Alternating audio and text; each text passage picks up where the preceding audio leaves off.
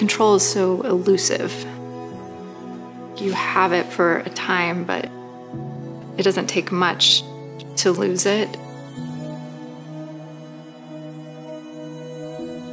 I lived throughout my junior high and high school days in a lot of chaos, shame, hatred, not belonging, not fitting in, not measuring up, grasping to try to bring that back under some form of perfection that I could hide behind.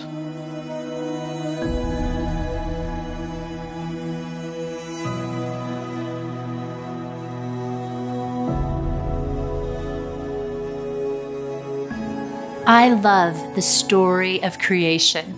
Have you ever noticed it, the progression of it? Like any great artist, God begins with broad, sweeping brushstrokes. He separates the waters, and then he separates the light and the darkness. Then he creates trees, and he casts the stars into the sky, and he names them. Creation is ascending in glory. Then he creates the fish of the sea and the birds of the air, hummingbirds, eagles, humpback whales, trout.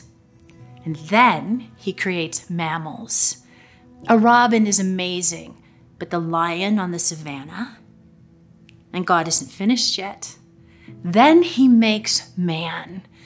Previously, with all of God's creation, he spoke it into being. But with human beings, he forms them with his own hands. He breathes into them his own life. You have God's fingerprints all over you. He creates man, but then God says something isn't right. Something isn't good. Something is missing. Someone is missing. Eve. And then God creates woman, his piece de resistance. Woman is God's crown of creation. But something happened to that original glory that God placed in us. You remember the story? There was a garden, there was a tree, a snake. A choice was made, and we fell. We fell so far. Early in the story, early in our story, the fear got in, the sense that I have to be someone better, someone smarter, someone prettier, someone louder, someone else. And so we hid all this. We needed to hide. Go back into the story in Genesis after Adam and Eve have fallen, and God went looking for them. They came out from hiding behind the bush, and Adam explained while he was doing it. He said, I was afraid because I was naked, so I hid. You don't have to be a counselor. You don't have to have a PhD in psychology in order to understand people. Understand that verse, and you understand everyone in your life, even the person looking back to you in the mirror. I was afraid because I was naked, so I hid. If on the one side of the spectrum, we find that Eve has become rigid, hard, domineering, then on the other side of the spectrum, we find women who are desolate, needy, far too vulnerable. Desolate Eve is ruled by the aching abyss within her. Now, she too won't let you get very close. She hides as well. She's afraid that if you got close, if you really did know her, then you would leave. And she cannot risk the loss of relationship. Desolate Eve is the woman who refuses to speak up in Bible study. She is the one who will never share her opinion, particularly if it disagrees with yours. And she is the woman that is found in the kitchen at every social gathering, not out of a sincere desire or the gifting to serve, but out of a desperate need to hide. All of our ways of sinning, of falling, let's just admit we don't limit ourselves to just one. I go to controlling when I am afraid. I go to indulging when I am overwhelmed, and I go to hiding when I am terrified that I don't have what it takes to come through. All of our ways that we express fallen Eve through us, they actually come out of a felt need to self-protect. Desolate Eve is hiding. I was afraid because I was naked, and so I hid. I was a quiet kid. I think I lived a lot in my head. I was very imaginative, and I'd rather play by myself and have this whole narrative in my head. I lived throughout my junior high and high school days in a lot of chaos. I didn't have a family system that I could really talk to, really. I raised myself, I retreated, I hid, and I learned not to open up. I was a dancer and a gymnast and also a cheerleader. The family chaos and the instability that I felt, coupled with these sports that really catered to small and fit bodies for about a decade, struggled with an eating disorder, control. It went to food, like what I would eat and how much I would eat, and just grasping for some kind of stability or life or stable ground there in making my body what I thought that it needed to be, but also hiding because that's what my mom did. I didn't feel safe taking things to her, and when I attempted, it often didn't go well. I hid behind trying to create a perfect body, and I hid behind perfection in other ways, like succeeding at everything that I did, being a good student, being the first one to church, controlling my life so that it looked perfect. These pictures of me as a cheerleader, this one was in high school, and like see this stunningly beautiful, happy girl, but that was not my reality. Just not measuring up, trying to get my body to look a certain way that I thought that it should, and feeling like it didn't. But then you look at these pictures and you, wow. I was afraid because I was naked, so I hid. When you first meet a man or a woman, what you first meet is a brilliantly constructed fig leaf. We like to call it our personality, but it has been designed to perform a function, to hide us. See, all of us have fallen, and it does play out to larger and less extents every day of our lives.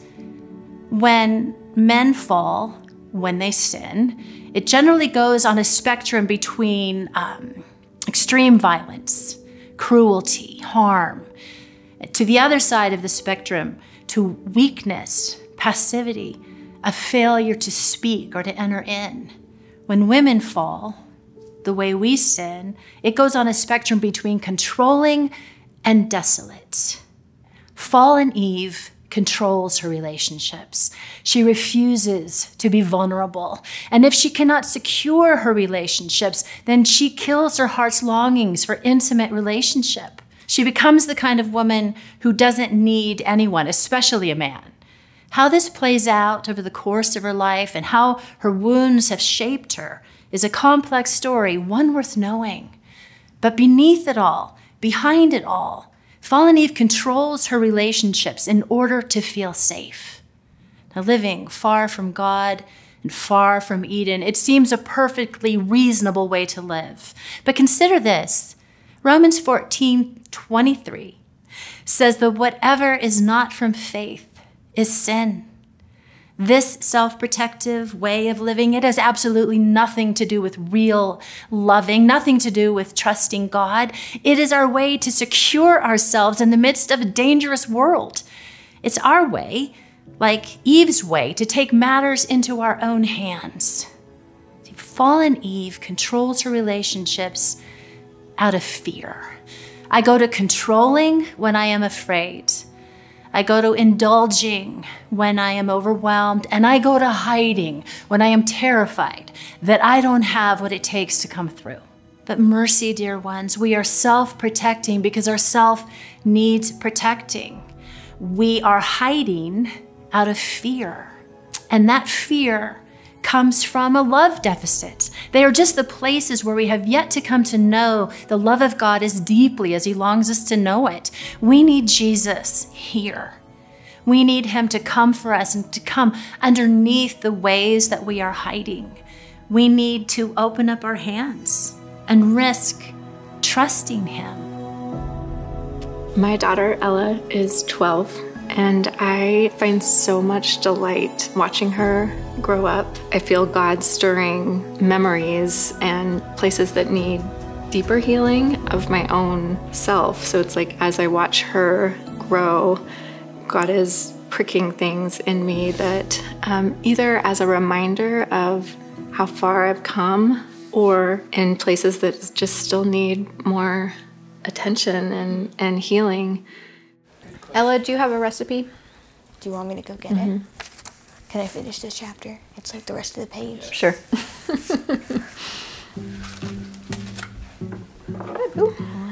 You'll just have to give me instructions. Okay. I'm not Grab usually... a pan out of the pan box.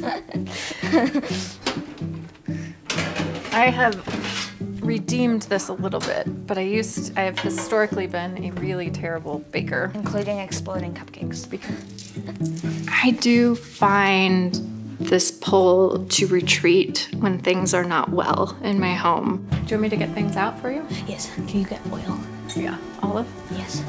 If my kids are not doing well, if Ella is not doing well, my first tendency is not to come forth and offer to her. My first tendency is to go do the laundry or cook a meal, like something that, again, I can control and that feels very safe and manageable. I love watching her in her element. It's fantastic. It's not my element, so she should have free reign.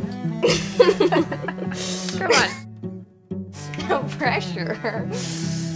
It's getting easier to be present, but it is a choice I have to make every time. It doesn't feel as natural as I would want it to.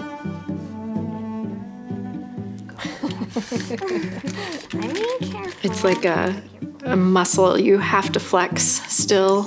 It doesn't just happen with ease, but with practice and with continued healing, it gets easier. Way! Yay! We did it! That's awesome. They're so nice. Cheers. Cheers. Here. Because of the healing that I have experienced over the years, Ella is coming into her teenage years on a stable platform with a mom who is present to her and has good communication. But I'll just do it. I really do believe that she feels free to come to me when she needs to, and I don't think I could navigate this with her without the healing that I've experienced. I couldn't navigate with her if I was trying to control, again, myself or her. None of this is meant to usher in shame or self-hatred. We just simply need to be honest about the ways we have fallen. And then we need to face it, lay it down, repent of it, so that we can become the wholehearted women that we long to be. One of the things that I love so much about Jesus is how true He is. He never hides. He never operates out of fear. He's never controlling. He only operates out of love. That trueness, that can be ours. Let's press in to the more that God has for us. This is just a little park out in the forest. We came out here for my birthday and did some archery, which is one of my hobbies. I'll let you grab the arrows and bow. I tend to be a little bit more laid back, but I have a 12-year-old daughter and her body is changing and she might have a bad day and just be upset about something that seems so minimal to me, like just let it go. But to her, it is a really big deal. It's not so much about answering, which is what I would like to do, but it's about listening, it's about being present, it's about asking questions, it's investing in relationship. Nice, that wasn't bad. I want to find your far back. Where do you find yourself loving to champion Ella? Like in places you weren't mothered? where you love to see her come alive and you can take a part in that?